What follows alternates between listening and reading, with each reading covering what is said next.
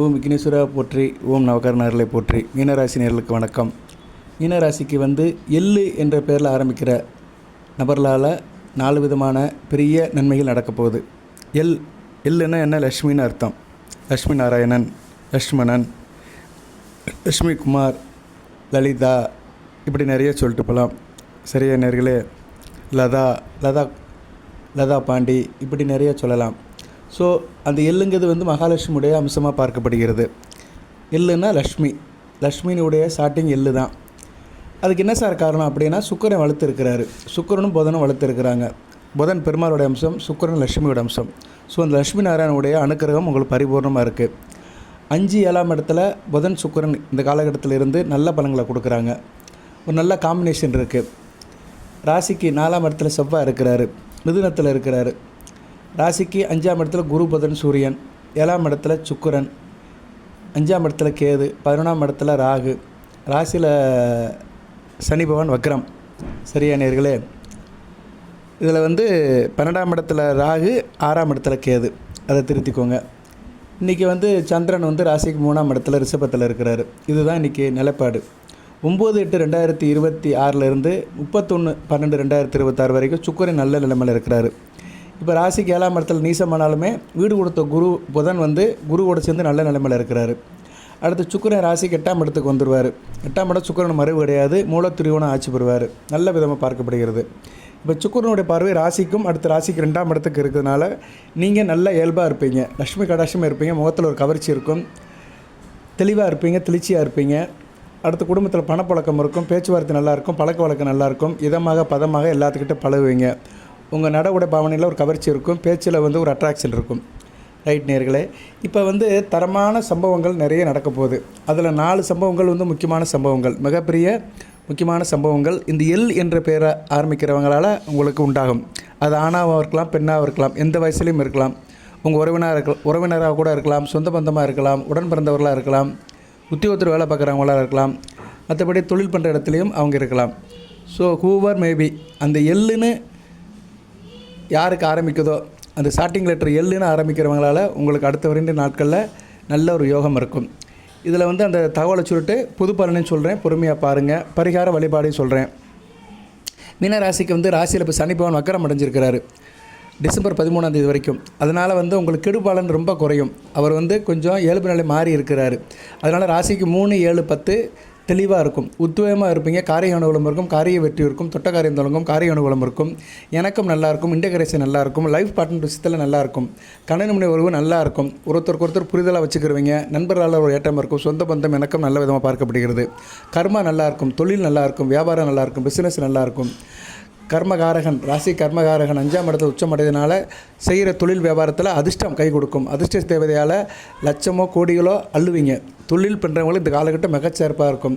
ஏன்னா உங்கள் ராசிக்கு கர்ம சானாபதி, தொழில் சானாபதி குரு பகவான் புதன் சூரியன் கூட சேர்ந்து 5ஆம் இடத்துல இருக்குது, நல்லா இருக்கும். புதன் ஒரு வியாபார கிரகம். அதனால் நவதானிய வியாபாரம், அரிசி வியாபாரம் பார்க்குறவங்களுக்கெல்லாம் மிகச்சிறப்பாக இருக்கும்.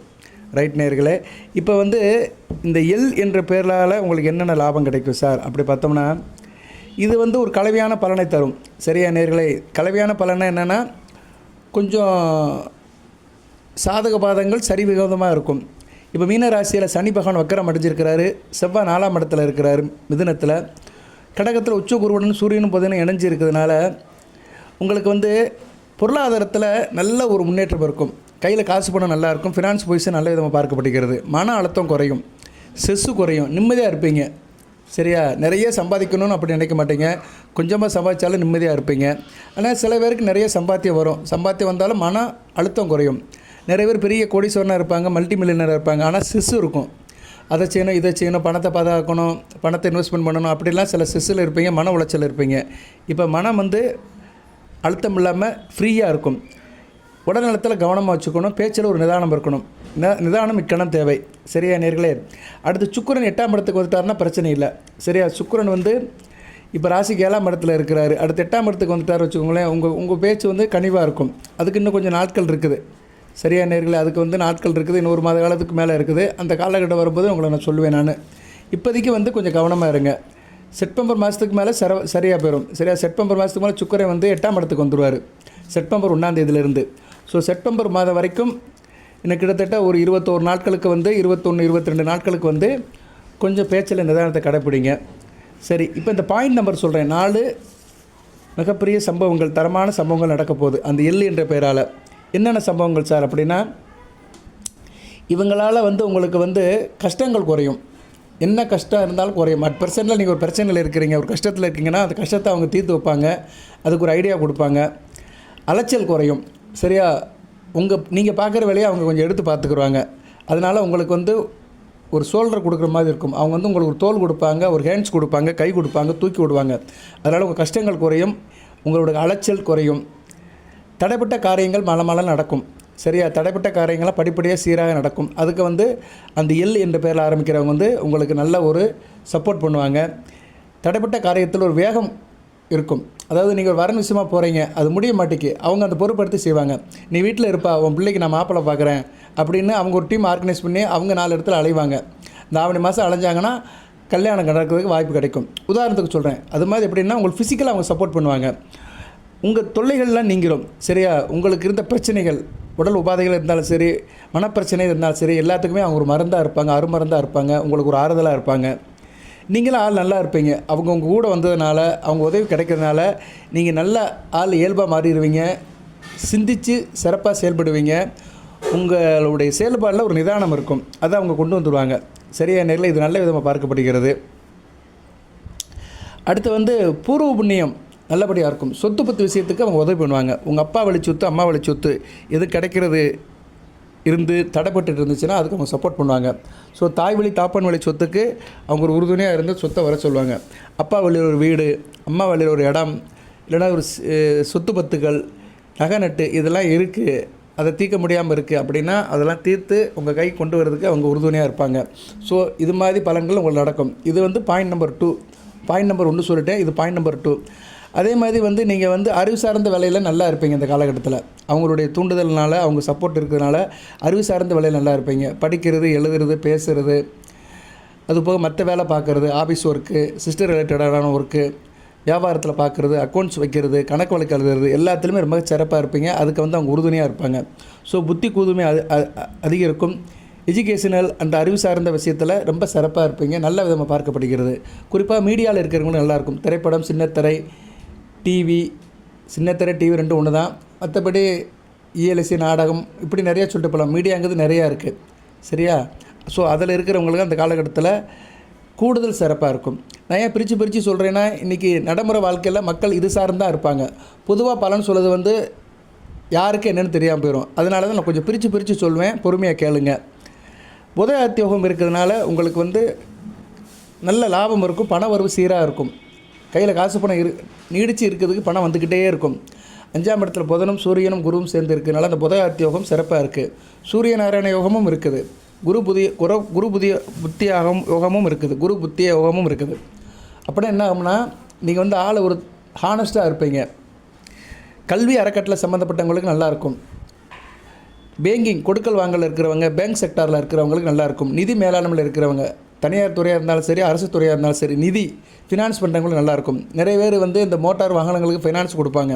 தனிப்பட்ட முறையில் அடகு கடை, அடமான கடை, பணம் கொடுக்கறது வாங்கல், ப்ரைவேட் பேங்க் வச்சுருப்பாங்க. அவங்களுக்குலாம் மிக சிறப்பாக இருக்கும்.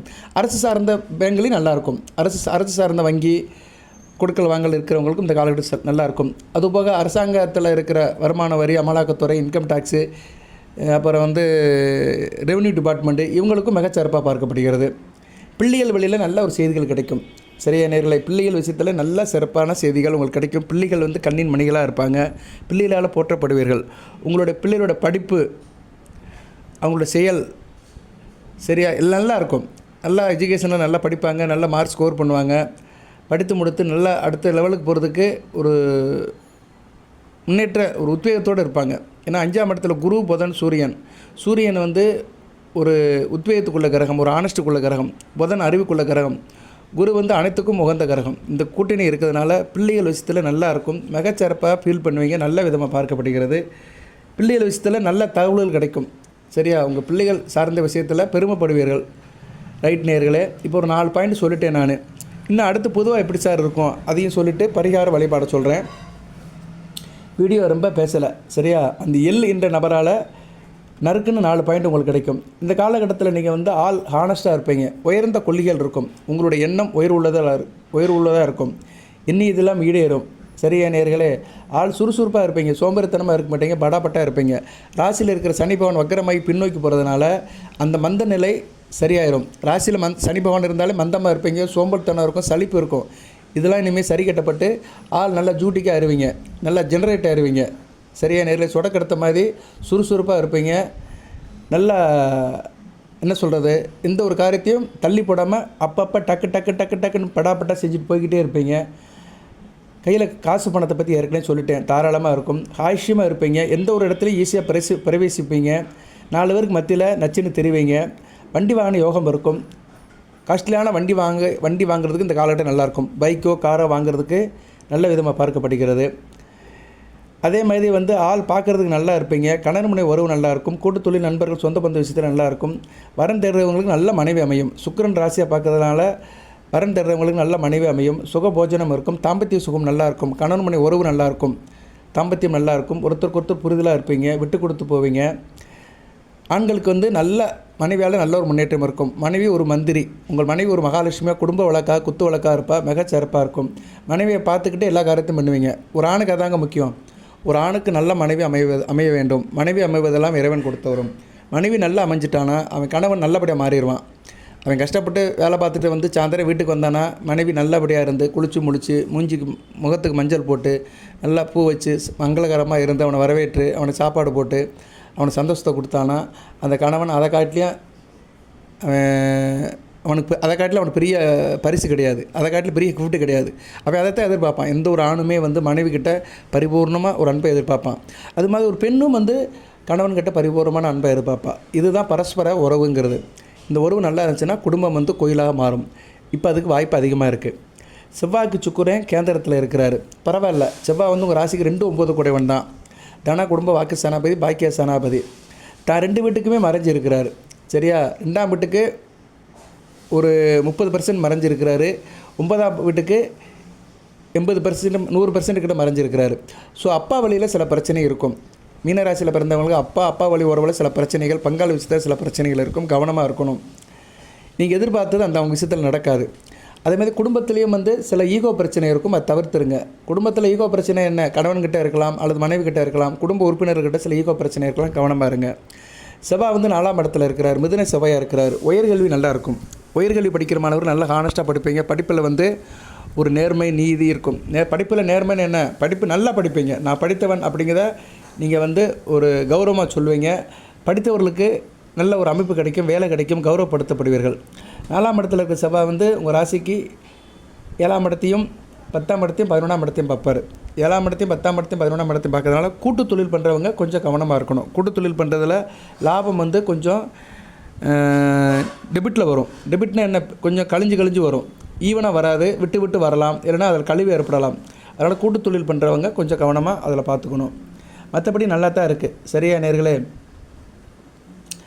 கணவன் மனைவி உறவு எல்லாமே நல்லா இருக்குது. நல்ல விதமாக தான் பார்க்கப்படுகிறது. அடுத்து சுக்கிரன் 8ஆம் இடத்துக்கு வந்தாலும் கையில் நல்ல ஒரு மாத பலன்களை கொடுப்பார். ஒரு பெனிஃபிட் கிடைக்கும். சரியா? கையில் காசு பணம் பெரிய லெவலுக்கு கிடைக்கும். நல்ல விதமாக தான் பார்க்கப்படுகிறது. பேசி பழகிறவங்க நல்லாயிருக்கும். கலைத்தொடர்பில் நல்லாயிருக்கும். ஒரு ஏற்றம் இருக்கும். நல்ல விதமாக பார்க்கப்படுகிறது. ஸோ கிரகங்கள் இப்போதைக்கு வந்து மீனராசிக்கு வந்து பாயிண்ட் நம்பர் 1 சனி பகவான் வக்கரம் அடைஞ்சிருக்கிறாரு. அது ஒரு பெரிய பெனிஃபிட்டு. அவர் பார்க்குற இடங்களுடைய அந்த கெடுபலன் குறையும். சரியா? அவர் ராசிக்கு 3ஆம் இடத்தை பார்க்கறதுனால என்ன, ஆள் நல்லா தைரியமாக இருப்பீங்க, ஒத்துழையாக இருப்பீங்க, காரிய அனுகூலம் இருக்கும், தொட்ட காரியம் தொடங்கும். உடப்பிறந்த இளைய சகோதர விஷயத்தில் நல்லாயிருக்கும். குறிப்பாக தங்கச்சி விஷயத்தில் பெருமைப்படுவீங்க. தங்கச்சியால் ஒரு சந்தோஷம் அடைவீங்க. தங்கச்சி சம்மந்தப்பட்ட காரியங்கள் நல்லாயிருக்கும். உங்கள் உடன் பிறந்த தங்கையாலும் உங்களுக்கு பெனிஃபிட் கிடைக்கும். அடுத்து கணவன் மனைவி ஒரு சொல்லிட்டேன் நான். அடுத்து காரியமும் நல்லாயிருக்கும். சரியா நேரில் காரியம் வந்து மிகச்சிறப்பாக இருக்கும். நல்ல விதமாக பார்க்கப்படுகிறது. ஸோ மீனராசிக்கு வந்து இப்போதைக்கு வந்து இருக்கிற கிரக நிலையில் செவ்வாயை தவிர மற்ற எல்லா கிரகங்களும் ஓரளவு நல்ல நிலைமையில் இருக்குது. சரியா நேர்களே?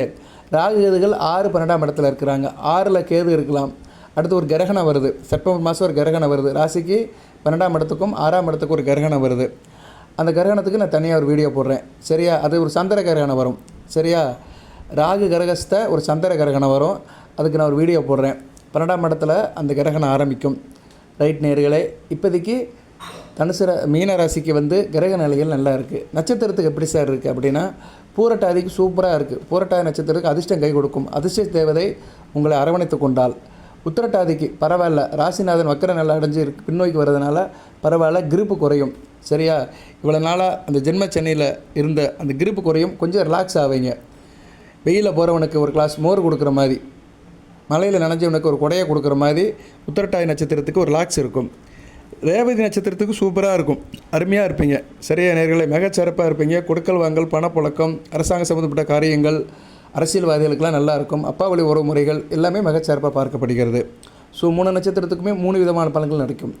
ரைட் சார், இது வந்து இப்போ நட்சத்திரத்துக்கு சொல்லியிருக்கிற, ராசிக்கு சொல்லியிருக்கிற, அதுபோக அந்த எள்ளு என்ற ஆரம்பிக்கிற பேருடைய ஆளால் என்ன பலன்கள் கிடைக்கும் அதையும் சொல்லியிருக்கிறேன். சில சாதகம் நிறைய சொல்லியிருக்கிறேன், பாதகமும் சொல்லியிருக்கிறேன். பாதகம்னா என்ன, சில விஷயத்தில் கவனமாக இருக்கணும், அதை சொல்லியிருக்கிறேன். அந்த விஷயத்தில் எச்சரிக்கையாக இருந்துக்கோங்க. இப்போ லக்கண ரீதியாக எப்படி சார் பலன்கள் யாருக்கு அதிகமாக கிடைக்கும் அப்படின்னு சொல்லணும். அது ரொம்ப முக்கியம். ஏன்னா நீங்கள் மீனராசியில் பிறந்தாலுமே ஒவ்வொரு லக்கணத்தில் பிறந்திருப்பீங்க, அதுக்கேற்ற மாதிரி பலன்கள் கொஞ்சம் வேறுபடும். இந்த இடத்துல தான் வந்து வித்தியாசப்படும். பலன்கள் ஒருத்தருக்கு நடக்கும், ஒருத்தருக்கு நடக்காது. அப்படி பார்க்கும்போது மீனராசியில் இப்போ இந்த காம்பினேஷனில் வந்து எந்தெந்த லக்கணத்துக்கு நல்ல பலன்கள் கிடைக்கும்னா, மேச லக்கணம், மிதுன லக்கணம், கடக லக்கணம், கன்னியா லக்கணம், விருச்சிக லக்கணம், தனுசு லக்கணம், மகர லக்கணம், கும்ப லக்கணம். இந்த லக்கணத்தில் பிறந்தவங்களுக்கு மிகச்சிறப்பாக இருக்கும்.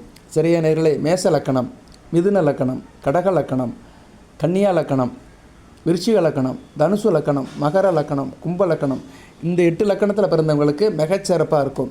எபோ ஆவரேஜாக இருக்கும், 60% மேலே கிடைக்கும்.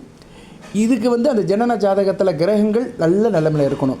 இப்போ உதாரணத்துக்கு நான் சொல்கிறேன், நீங்கள் வந்து மீனராசி மிதுன லக்கணம், மீனராசி மிதுன லக்கணத்தில் பிறந்தவங்களுக்கு புதன், குரு, சுக்கிரன் இந்த 3 பேரும் நல்ல நிலைமையில் இருக்கணும். நல்ல பலன்களை கொடுப்பாங்க.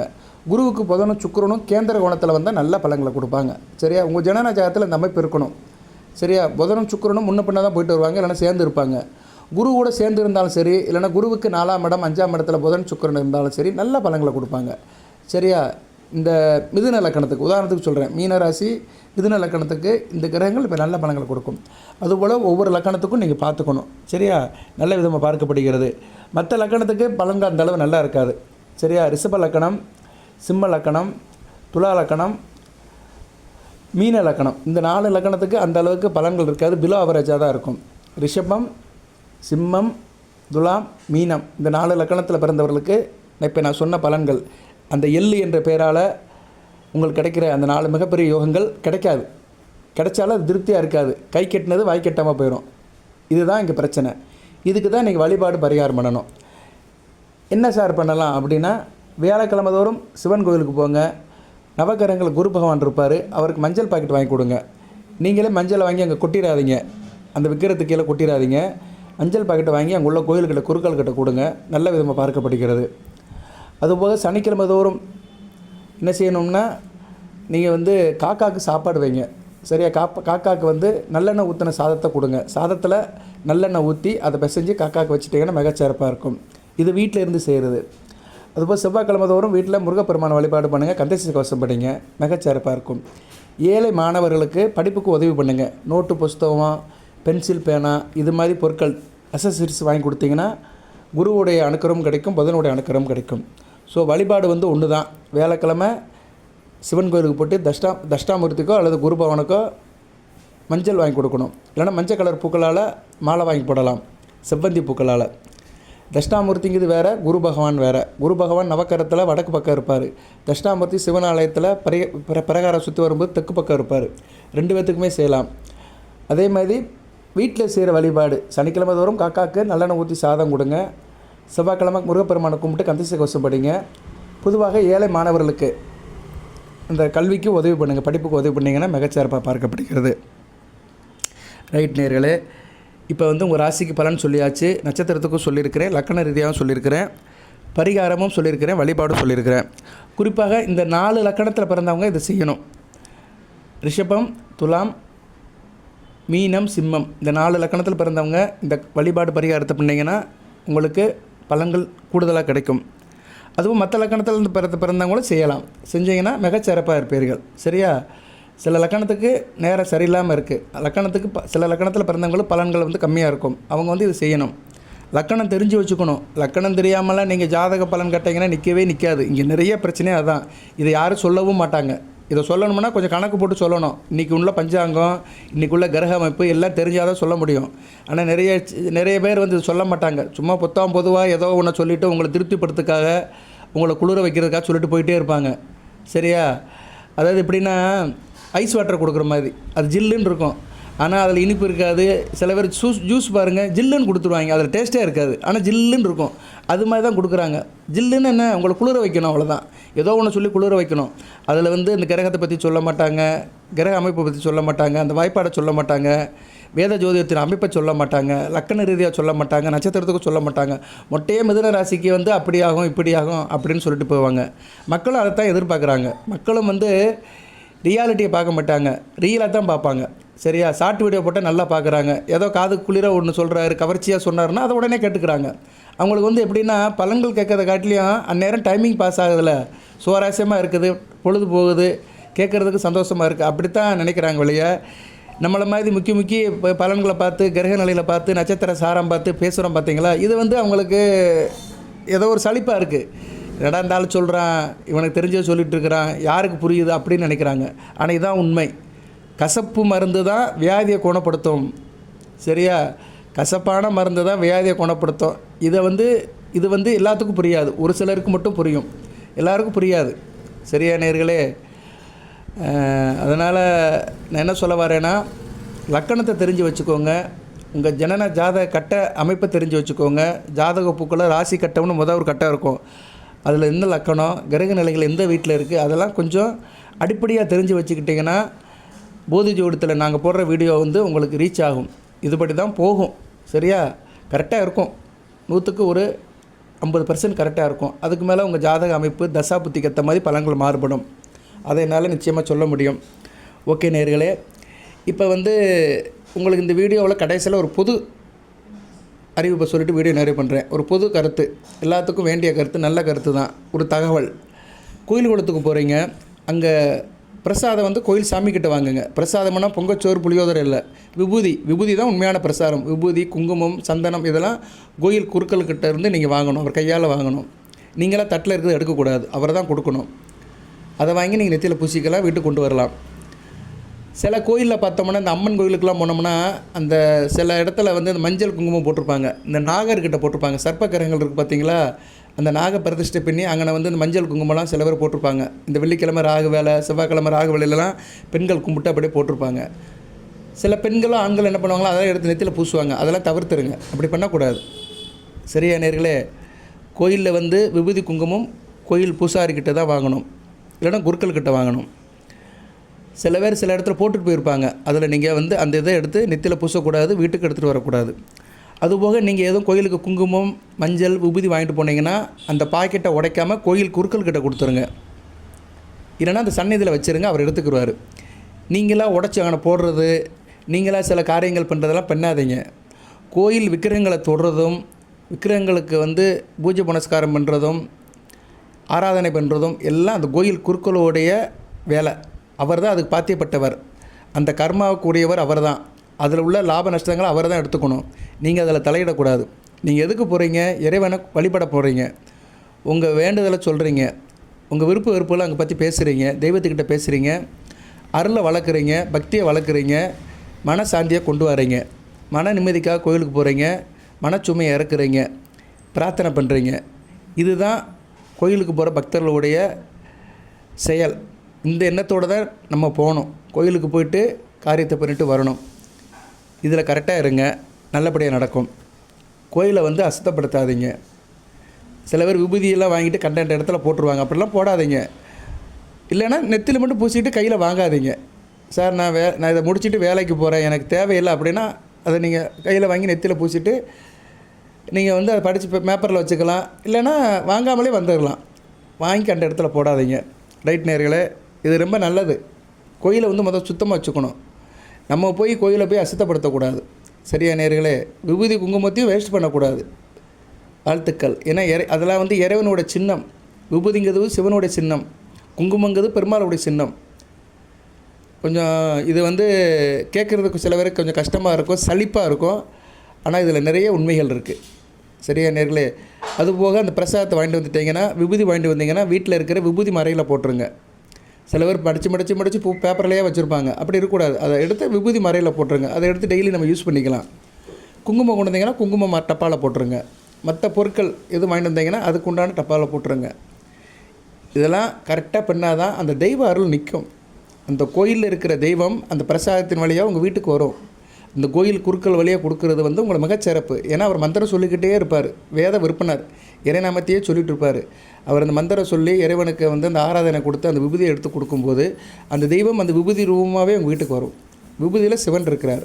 சரியா நேர்களே? குங்குமத்தில் பெருமாள் இருக்கிறார் என்ற நல்ல வார்த்தையை சொல்லி இந்த வீடியோவை நிறைவு பண்ணுறேன். அந்த பெருமாளோட அனுக்கிரகம் கிடைக்கட்டும். அந்த லட்சுமி நாராயணோட அனுக்கிரகம் கிடைக்கட்டும். அந்த லக்ஷ்மி அந்த எல் என்ற வார்த்தையில் ஆரம்பிக்கிற அந்த நபரால் உங்களுக்கு 4 மிகப்பெரிய சம்பவங்கள் நடக்கப்போகுது. நல்ல சம்பவங்கள் நடக்கப்போகுது. தயாராக இருங்கள். அந்த கடவுளாலும் இதை தடுக்க முடியாது. சரியா? அந்த இறைவனாலும் தடுக்க முடியாது. நல்ல சம்பவங்கள் நடக்கிறதுக்கு இறைவன் என்றைக்குமே தடையாக இருக்க மாட்டார். அப்படி தான் தம்மையில் போடுவேன். எல் என்ற நபரால் 4 மிகப்பெரிய நல்ல சம்பவங்கள் நடக்கப்போகுது. இதை யாராலும் தடுக்க முடியாது. தயாராக இருங்கள் என்ற நல்ல வார்த்தையை சொல்லி இந்த வீடியோ இத்துடன் நிறைவு பண்ணுறேன். எல்லாம் வல்ல இறைவன் மீனராசி நேயர்களுக்கு, பூரட்டாதி உத்திரட்டாதி ரேவதி நட்சத்திர நேயர்களுக்கு சில சௌபாகியத்தையும் சில ஐஸ்வர்யத்தையும் சில நன்மையிலும் கொடுப்பார். அனைத்து வளங்கள் நலங்களை பெற்று தேக ஆரோக்கியத்துடன் தீர்க்காயுடன் நீடோடி வாழ்க, நிறைந்த வளம் பெறுக. நன்றி நேயர்களே.